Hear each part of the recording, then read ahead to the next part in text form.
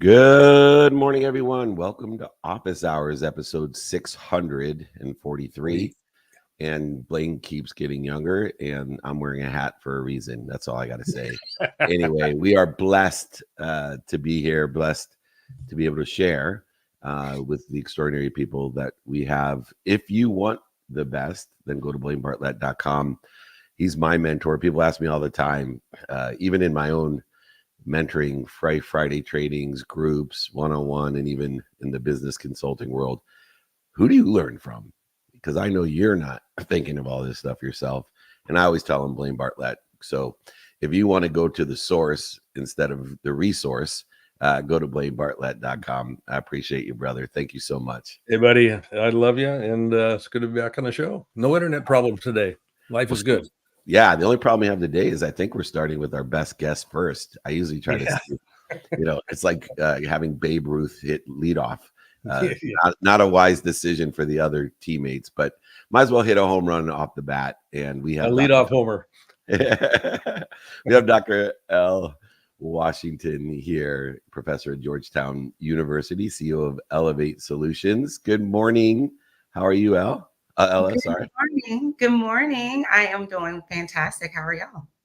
I am doing great. We are very excited about your book that came out in May, Unspoken, Cracking the Hidden Corporate Code. That is a feat that I've been trying to overcome. And I was curious, in this code, you obviously intentionally used the title Unspoken. What are you referring to when we're talking about this unspoken code that exists within the corporate world? So, it goes back to my very first corporate job after grad school, bright and shiny new PhD, think I know it all, right? Of course, I knew nothing. And so I go to work in professional services. And, I know I'm qualified to be in the room, right? Because I have all these degrees and this experience. But I often find that there are some things that, it's kind of if you know, you know. So maybe you don't get invited to that particular lunch, or you don't know if you should stay for happy hour, or is it okay to go ahead and leave, right? And I started to notice this over and over again. And then I went back to my research mind and realized that, many people experience this sense of there are the rules in corporate America, and then there are the other rules, So the example I like to give is that the HR handbook may say that our office hours are 9 to 5, right? Okay, makes sense. But then once you get into the organization, if you try to put a meeting on someone's calendar at 3 p.m. on a Friday, you may wonder why no one ever shows up, right? And so the unspoken rules are, we don't really get to meet that late on a Friday. That's not typically what we do. And so that's kind of human nature. Like we all have these informal and formal things that we do. That's culture, right? But the challenge is that a lot of times those informal or unspoken rules are different for people of color and women and people of other historically marginalized groups. And so that is what I wanted to give voice to with the book Unspoken. That last sentence, Dr. Washington, I'm interested in it just from the perspective of your first book, which it really revolved around diversity, inclusion, and equity. I mean, that whole thing that people got, their knickers in a knot around and all kinds of stuff here. The unspoken rules. How do I want to phrase this? There's something, I mean, in some of the communication work I do with my clients and some of the executives I work with, I reference something called the boo, the background of the obvious. Okay. And it's the boo that will get you. It's the stuff that you're not aware of. Then it kind of jumps out of the closet and bam. When you started your research that led to this book, where did your first realization come in that it wasn't a generic set of unspoken rules, that it was actually kind of parsed in a way that was exclusionary, if not explicitly by design, implicitly because of unconscious bias? Yeah. Great question. And I love your acronym there. I'm going to have to write that one down. There are a few things. So first, when I thought from a research perspective, when we think about people's experience, in corporate America, we can look at the numbers, right? So it is no secret that at front lines of organizations, you have many more women and people of color and other historically marginalized identities, frontline positions. But as you get up in the hierarchy of organizations into leadership and executive roles, you see less and less of those identity groups, right? And so something's happening. There's attrition happening. And part of that is that oftentimes, what it takes to get promoted is not always just what's in the HR handbook, right? That's when it comes to the networking. That's when it comes to who's saying your names in the right rooms. That's when it comes to, who gets to go on that golf outing and who doesn't, right? And so I started there to try to understand, what is that missing piece? Like, what's that missing element? And then beyond what we already know from a metrics perspective, for this book, I interviewed over 100 hours of interviews for folks in all different walks of life to try to help understand, what's been their experience in the workplace and what's been their experience with unspoken rules. In addition, I had the opportunity to do some great research with the Gallup organization, where I used to work, but now I'm a senior scientist. And we found, surprisingly, that first of all, most people in the organization, talking about all people, they know unspoken rules exist, but they can't really put their finger on it, right? And so I think it's something for everyone to learn a bit more about. But then certainly, unsurprisingly, women and people of color, even more so felt like they were on the outside of understanding these unspoken rules. So putting all that together, the research and the lived experiences of all the wonderful people I spoke with, that's what, made me come together with this particular book. And you talked about the learning that needs to happen. There's also, as Blaine and I talk about, being white middle-aged, he's a little bit older than middle-aged, but white middle-aged men, there's a lot to be unlearned. That's a difficult position as a leader to be in. And one of the unspoken things that was most obvious to me was the capitalization of women and women of color specifically. And so I created Meltzer funding specifically for women and women of color. And the color that I was most concerned about when we're capitalizing companies as an investor was the green color. And what I statistically found, which was obvious, that women made more money when you invested in them than the people you thought would make you money investing in them. And women of color particularly made even more money. And so I wanted to take this opportunity to point out one of the obvious ways that we can create change is to capitalize people and appreciate our differences, because sometimes the differences need to be unlearned, and the stigma and the biases need to be unlearned in order to effectuate the truth. I'm sure throughout all your research, beyond the less than 2% of women and women of color that get funded unless you go to Stanford for whatever reason, they don't care what color you are. If you went to Stanford, they all just fund themselves, which is fair enough.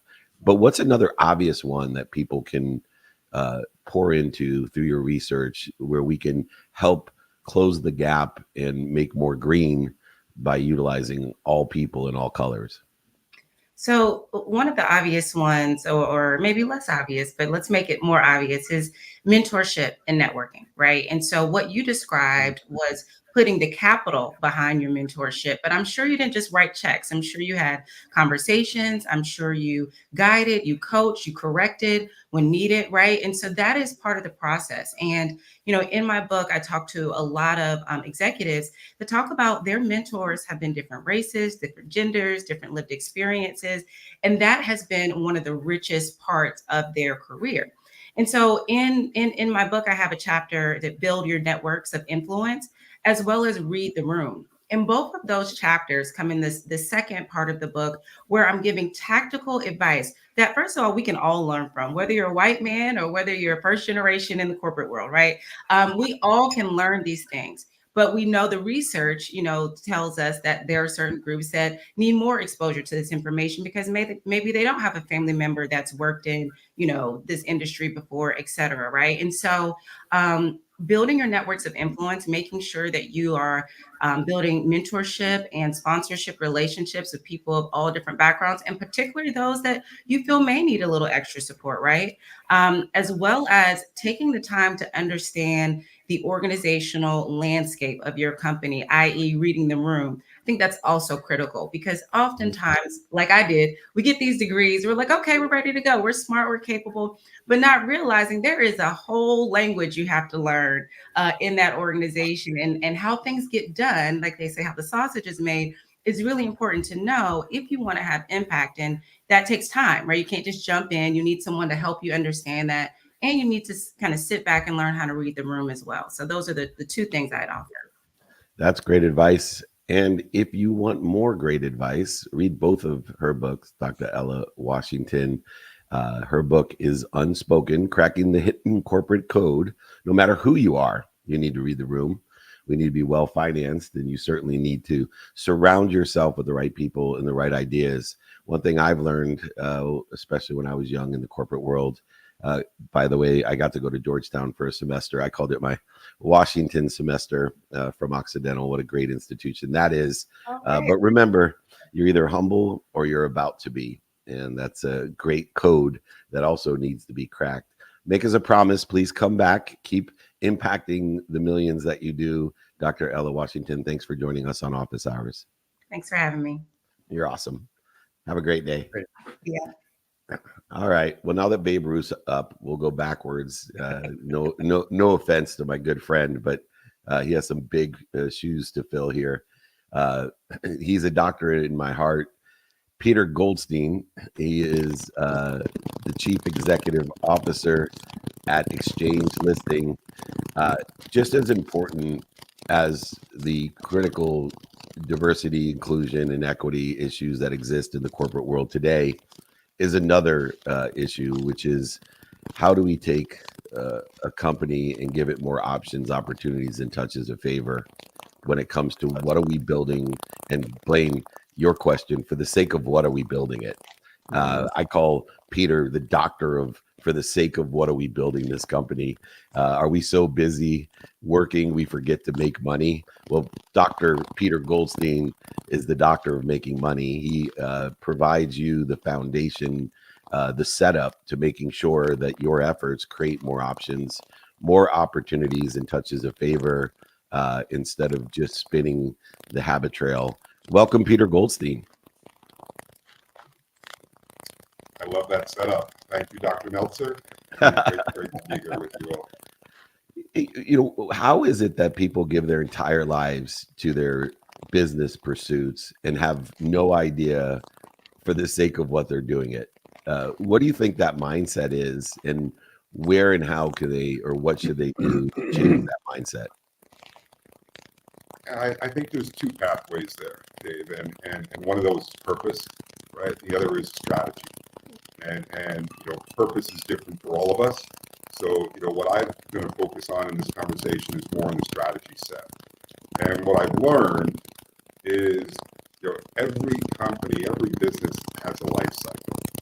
And so often entrepreneurs are so focused on driving maybe their purpose, maybe their mission, maybe just focus on profit and operations, that they lose sight or don't even have vision into the future of their exit. And so, you know, exit strategy to me is not an option for entrepreneurs. It's a must. It really should be a rule of being able to build and guide your business with a set of structures and systems and controls toward an exit. Because every business has its own life cycle. And then being able to add in the value of structuring your company as if you were preparing for an exit. It's much like being game ready. You know, you talked about your world and the world of athletes. You know, if you're not game ready when you get tapped, you're going to miss out on the opportunity to showcase yourself and maximize your value and maximize your strengths. So preparing for an exit and having an exit strategy in mind as a goal, to me, is just a standard golden rule of running your business as an entrepreneur. You know, Peter, it's a pleasure to meet you. I've heard David speak about you, and I've got a question here that has to do with just what you're speaking about. You know, building with an exit, you know, starting with the end in mind would be one way to think about this, you know, the exit strategy. Assuming, and I'm going to just make this assumption, that there's an entrepreneur out there that has no desire at some point in his or her lifetime to actually exit. What's, and maybe they're building a lifestyle company for themselves or whatever it might be, but the exiting is not in part of, it's not even part of their lexicon. They're not even thinking about that. My business is who I am, sort of a thing. This question that, for the sake of what, comes back into play here a little bit, because it may moot some of the things that you're talking about, from an investment perspective, I would think, because if I've got an investor and there's not an exit strategy necessarily, but as an entrepreneur, I need, financing to grow. That's almost a very interesting paradox that kind of comes into play here. How would you advise that kind of an entrepreneur to move forward here? Yeah, Blaine, it's a really great question. And I think there's a distinction between running your operation and being prepared for an exit and making an exit, right? So as an example, my area of expertise is the micro-cap sector, small cap sector, and implementing IPOs and a liquidity event. And in that sense, you don't have to exit. One of the benefits of doing an IPO is that you can actually still maintain your role as founder or CEO, and with a significant amount of ownership, or in some cases, even control. Right? One of the lessons I learned early, I sold my first business when I was 30. I started it at 24. So I had my first exit at 30. And what I watched happen after that was the acquiring company, which was a strategic buyer. I was made to exit. But I watched that strategic buyer, which was a larger industry player, acquire my company, and then ultimately drive it into the ground. They undid the culture, right? They undid all the good that I had with my clients, all the goodwill. And I sat on the sidelines and watched all that happen. And prior to that, I was approached to do an IPO. I was a very small company in my standards. I was 24 years old. I didn't have the knowledge and the understanding, number one, that it was even possible, right? And two, how would I navigate, these complicated waters of Wall Street? So I learned my lesson that an exit doesn't mean that you have to go out of the business, right? There are many flavors. And so there's strategic buyers, there's trade sales, right? There's mergers. And then, of course, where I've decided to dedicate my career is to the IPO as an alternative. And I think one of the things to bring to this discussion for the listeners is that an IPO doesn't mean that you have to be a unicorn. There's this misnomer that you need to do 100 million in revenue, be backed by a venture capitalist, be backed by private equity. I'm here to tell you it's just not true. Micro-cap and small-cap companies go public all the time, and those are designed by nature to be 50 million market cap to about 300 million as micro-cap, 30 million to billion. So there's a very wide berth of companies in there. And why would you want to do that? Well, it gives you access to capital, which is transformational. And I think a lot of entrepreneurs wouldn't want an exit if they had access to the capital to build their companies the way that they envision. So it's really an alternative to traditional finance. Beautiful. I love that answer. Thank you. And Peter, to finish up, I was a young CEO of a small cap company, and everybody would ask me, this exit strategy.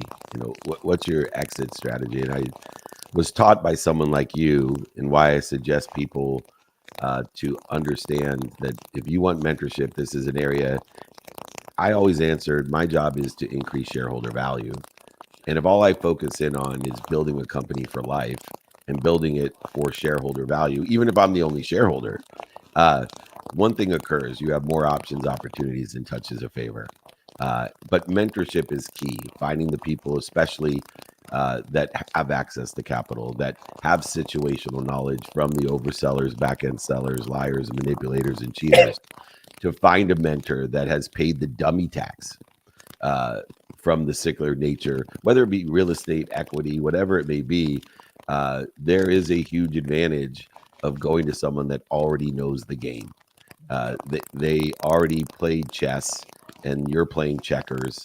And when I think of sending companies to you, which I do daily, I think about, where and how can Peter help this person accelerate their mission of shareholder value? How do you transform a company simply by changing their strategy to shareholder value, not what domain, website, social media handles and content am I creating, but actually old school shareholder value.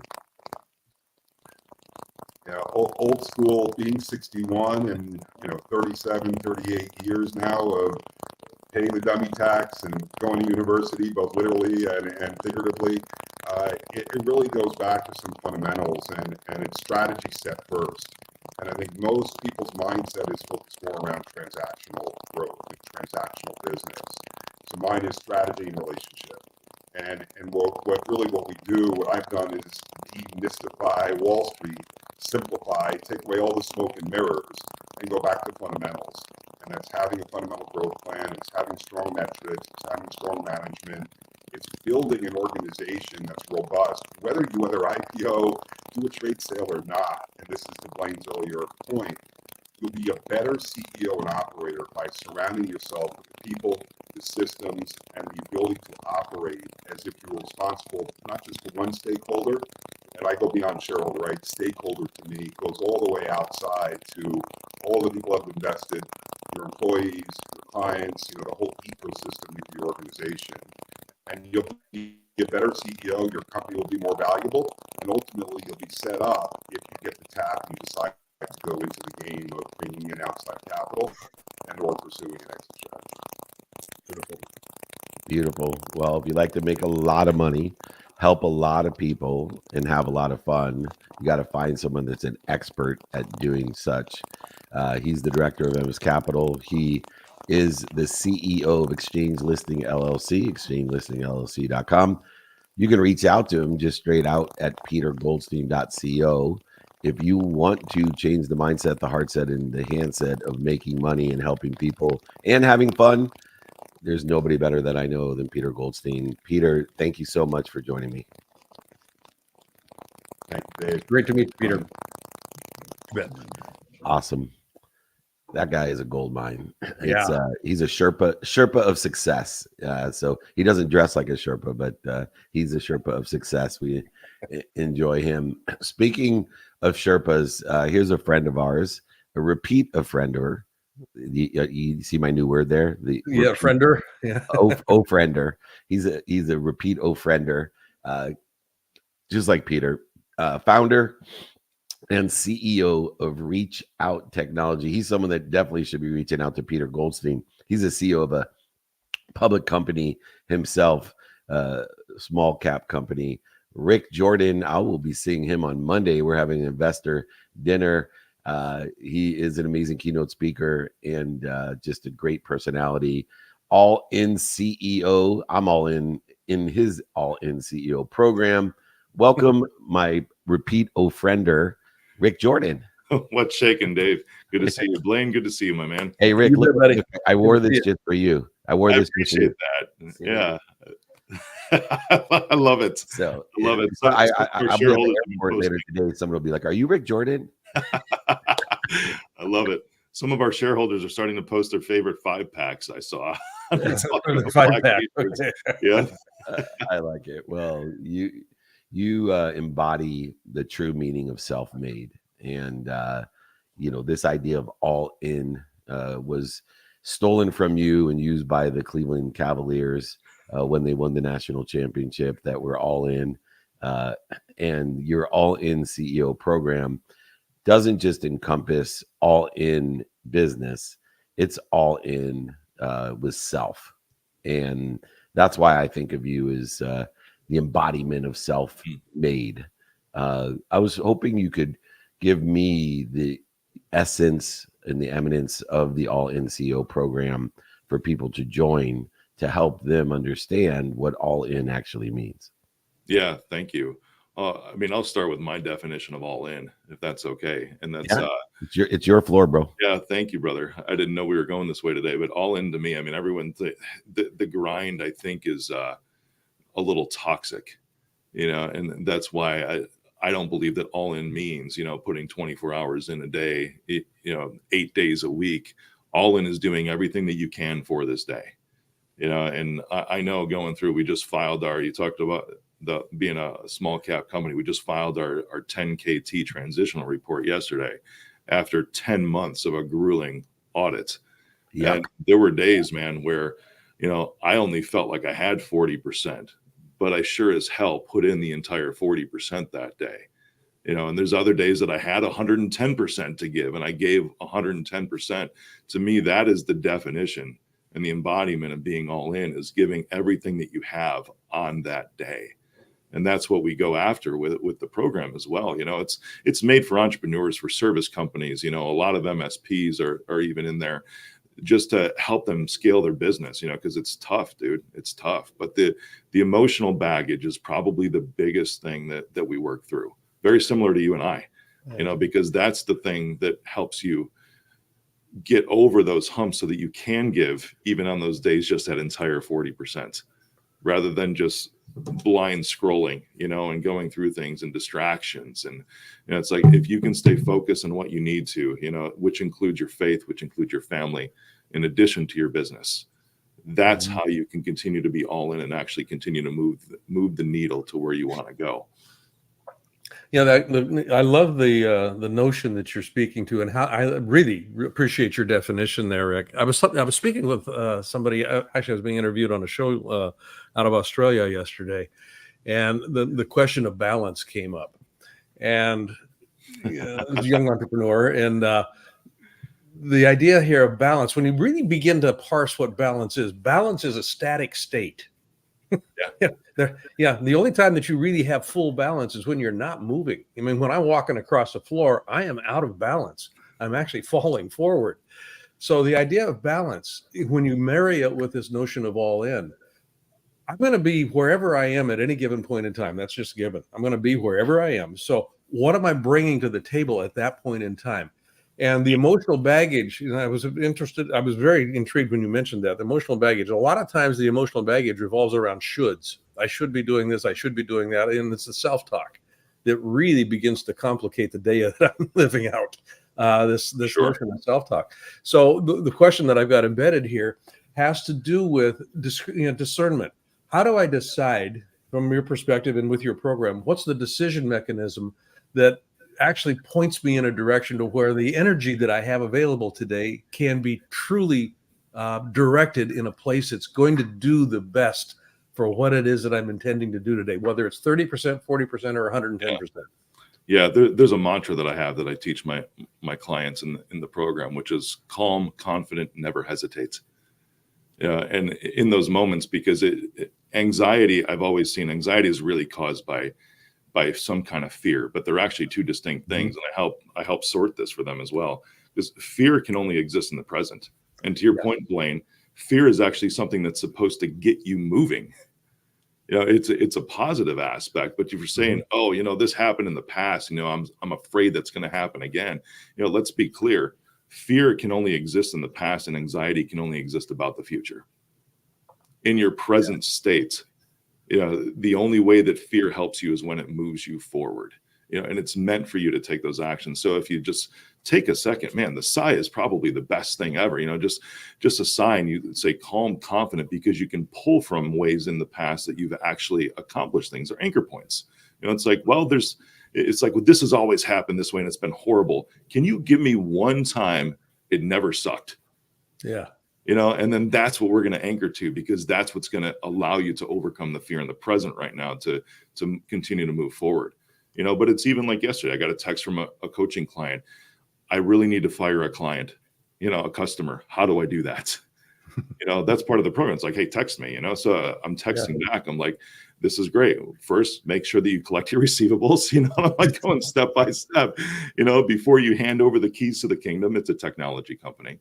That way you don't put yourself in any sort of risk of liability or anything, because right now you're kind of sharing that risk. And you guys know this. Anytime you take on a customer, you have a shared risk state. You have a shared liability with them in whatever venture you're going after with them. So it's simple, but that was a fear moment. I've never done this before. How do I fire a client? I know they really need to go. Well, what's keeping you with them right now? Yeah. Like, well, nothing. Oh, nothing. Okay. It's all of this unknown. And like you said, that this head talk, that people get caught up in. And that's the part that's got to overcome. So it's calm, which is literally quieting your mind, confident, because most know what to do. This client already knew what to do. It was just using that fear to take that action. Yeah. The calm mind is the ultimate resource for challenges. Yeah. Yeah. It creates comfortability and confidence, that's for sure. And harmony. Comfortability, is that a new word? We got another one in here, huh? Comfortability. Yes, it does. And more importantly, though, it creates harmony. And people pursue something that is not advantageous in their success, which is this idea of balance. Balance would mean that everything was at equilibrium all the time. And you need to adjust and be harmonious with the ebbs and the flows. That creates a greater ease and a greater comfort and a greater confidence in what we do. And that's what the all-in-one program. Remember, too, all-in-one means all-in-one with recovery and access beyond, you said, when I'm at 40%, the other 60% is attributed to recovery. And a lot of people don't realize that going all in is that harmonious utilization of energy. And Rick Jordan not only utilizes his energy in that manner, but teaches and empowers others to do the same. We're going to be together having an incredible investor dinner on Monday. So if you want to come and join us in Chicago, we will be there with the other extraordinary entrepreneur, the amazing Chris Gardner, the producer, writer, liver of what? Pursuit of Happiness. Even though I still don't believe in the pursuit of happiness, I think happiness is the pursuit. And if you want to learn how happiness is the pursuit, go to @Mr. Rick Jordan, the incredible all-in-one hero. Great to see you, my friend. I will see you Monday. Thank you, my friender. See you Monday. Friender, my friender. There you go. Great to see you, Rick. I love the man. He steals an extra 2 inches with that hair as well, by the way. Yeah, I do. You're looking good. See you later, Ricky. Bye-bye. Bye-bye. We are blessed. I told you we had a triple header here. Peter Goldstein, Rick Jordan, and Dr. Ella Washington gracing us with their wisdom and inspiration. Wisdom and faith will shorten the distance of resistance. Mr. Blaine Bartlett, BlaineBartlett.com. What's your takeaway of the day? I'm going to run with what Dr. Washington brought in, the unspoken rules. And I think that, both Peter and Rick kind of touched on this as well. I developed a program with Mary Morrissey's organization called the Hidden Laws of Leadership. And it's the hidden things that can trip us up, the hidden laws. And they tend to be laws. It's kind of like gravity. I mean, you don't look around, you don't see gravity, but you certainly are affected by it every single day of our lives. And whether I'm an entrepreneur and I'm not aware that there's always going to be some sort of an exit at the end of the road here. And if I'm not strategically setting myself up to take advantage of and structure my business for that eventuality, I'm going to have some consequences to that. And the idea, Rick brings in here about being all in, and the way that he defines that. What do I have to bring to the table today? And do I bring it all? And the hidden thing that can trip me up is the shoulds. I'm supposed to be doing this. I should be spending more time with my family. All of those things that I don't visibly make present to myself, that if I'm not seeing them, I'm not going to be able to deal with them. So this notion of just what's unseen, and it has to do with just the idea of awareness. An increase in awareness increases my choice-making capacity. And if I've got more choices in front of me than the rest of the system has got, I'm probably going to end up dominating that day. And you will dominate the day. You will seize the day. And my takeaway of the day is simply the fastest way to get to where you want to be is find someone that's already there and ask them for directions. And that's why I have you co-host with me on Thursdays is I've been blessed to have those directions. A mentor is sitting in that situation, allowing me to help others to get to where they want to be or better. And Peter has done that in a very critical way for small cap businesses. And I've seen he's taken more companies public this year than anyone else that I know, which is not an easy task this year. So he obviously knows how to build shareholder value. He's paid the dummy tax and can create opportunities and options where others can't. and prepare you for that when things do get good. It's one thing to be able to go public right now. It's another to prepare for when the tides turn back and there's nobody around that's prepared to go public. Why do you think so many shitty companies go public when the boom happens? It's because they're the only ones available for all the capital that's available. And then, of course, Rick Jordan going all in, another great mentor. So find someone to pull up a seat next to them. And, of course, pull up a seat next to you to help someone get to where they want to be or better. Dr. Ella Washington, Peter Goldstein, and Rick Jordan, elevating others to elevate ourselves. Thank you so much, Blaine, for doing the same for me, moving my possibilities into reality and so many others. May God bless you, and I will see you soon. We need to have a conversation. Give me a call. Love you. Okay, buddy. Love you. Take care. And happy birthday, by the way. Oh, hey, thanks. Very good. We love Blaine. I didn't want to bring it up because it may be a sore subject for him. When you get to be in your 90s and look that good, it's difficult when it becomes your birthday. You don't know whether you're supposed to wish him a happy birthday or not, but you'd be amazed. I wish I looked that good when I turned 60. Anyways, we're going all over the place. I'm leaving. We'll be in Miami tomorrow. Tim Story, Dave Williams, myself, incredible people. We have a mastermind in Miami, and then the Fifth Degree Academy Gala. And then back to California, and we'll be next week in Chicago, Boston, Chicago, and South Dakota, nonstop, pouring into our community. We have meetups, holding court, speeches, masterminds, and VIP dinners. Come and join us in all of those cities. That's Miami, Chicago, Boston, Chicago, South Dakota. That's just in 1 week. David@dmeltzer.com. If you can't keep up with me, I can't keep up with me either. I have that text number right there, 949-298-2905. That will alert you and invite you, not obligate you, but invite you to all the different cities, over 200 cities this year.